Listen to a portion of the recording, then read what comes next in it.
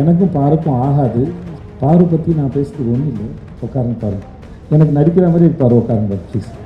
பாரு பற்றி நான் பேசுறதுக்கு ஒன்றும் இல்லை. ஸோ எனக்கும் பாருக்கும் ஆகாது.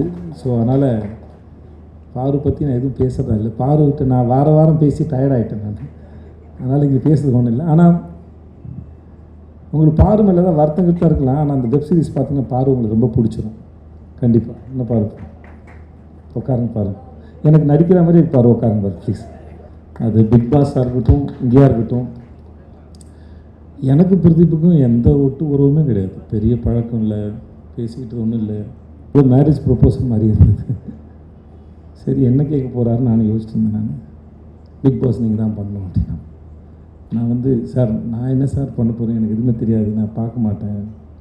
சிம்பு இருக்காப்புல, சூர்யா சார் இருக்கார், அவங்களாம் வச்சு பண்ணலாம், சிம்புக்கு இன்னும் அனுபவம் இருக்குது அவருக்கு அப்படின்னாலும், இல்லை நீங்கள் பண்ணுங்கள் அப்படி கரெக்டாக இருக்குன்னாரு.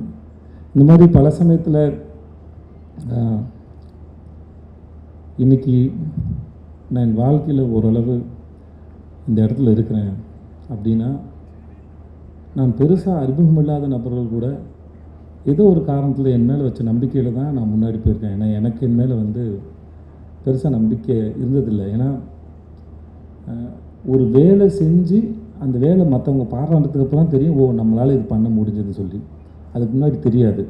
ஆனால் அதுக்கு முன்னாடி நம்ம மேலே நம்பிக்கை வைக்கிற மனிதர்கள் வந்து மிகப்பெரிய ஆச்சரியம். அப்படி தான் நான் எனக்கு மணிகண்டனும் அப்படி தான் இருந்தார், சிஜே பாஸ்கர் சார் அப்படி தான் இருந்தார், சீனு ராமசாமி சார் அப்படி தான் இருந்தது, பிரதீப்பும் அப்படி தான் இருந்தாப்புல. இந்த மாதிரி பல பேர் இருந்துருக்காங்க என் வாழ்க்கையில்.